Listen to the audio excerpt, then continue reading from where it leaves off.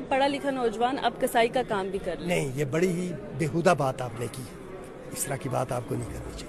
ये आपने कैसे कहा? आपको नहीं कहना चाहिए। आप ये कह रहे हैं कि जो इतने पढ़ाई लिखाई करके नहीं, आप इस तरीके से बात नहीं कर सकते। मैं सवाल कर सकती हूँ। मुझे मैंने कहा कि पढ़ा लिखा नौजवान कसाई का काम करना चाहिए। मैं अभी रिजाइन मैं ये कह रही हूँ मैं ये कह रही हूँ कि नौजवान पढ़ा लिखा नौजवान है, आप उसके लिए कह रहे हैं कि उसको अपने लिए खुद खड़ा होना है।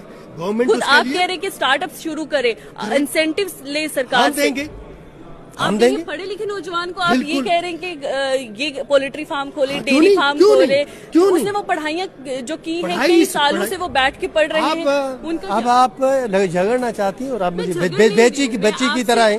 असल में आपकी सवाल नहीं है, अब आपकी थोड़ी तरबियत कर देता हूँ मैं आपकी। नो लड़ाई के नहीं करना मेरे से प्लीज। मैं रोजे से मत करो। मैं भी रोजे से। नहीं, आप रोजे से नहीं है। सुने मेरी बात। मतलब आप कैसे कह सकते हैं मेरे रोजे से? अब छोड़ो, मुझे तसल्ली बख्श कोई भी इनका जो आपने मेरे क्यों नहीं स्टेटमेंट लास्ट ली? कौन सी स्टेटमेंट? गुस्सा क्यों आ गए आप? आप जज्बाती हो रहे हैं। जज्बाती नहीं, अब आप सुनो मेरी बात।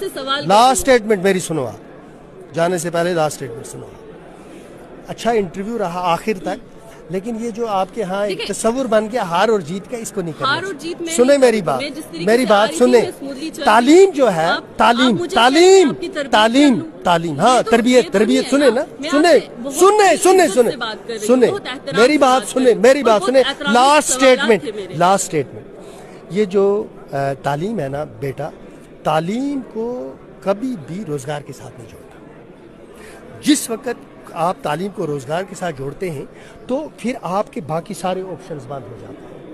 अगर आप तालीम को ये कहेंगे कि आप सपोज आप हैं, आप क्वालिफाइड होंगी, अगर आप ये फैसला कर लेती कि आप घर में बैठी रहेंगी और ये नहीं करेंगी, आप यहाँ नहीं होती। तो इसके लिए भी तो पढ़ाई की करेक्ट, आपने पढ़ाई की, आपने इंतजार नहीं किया, आपने इंतजार नहीं किया कि मुझे सरकारी नौकरी मिली और आ गया। कहीं कसाई का काम या दर्जी का काम नहीं कर सकते, लेकिन आपने देखा, आपने अपने लिए तलाश कर लिया।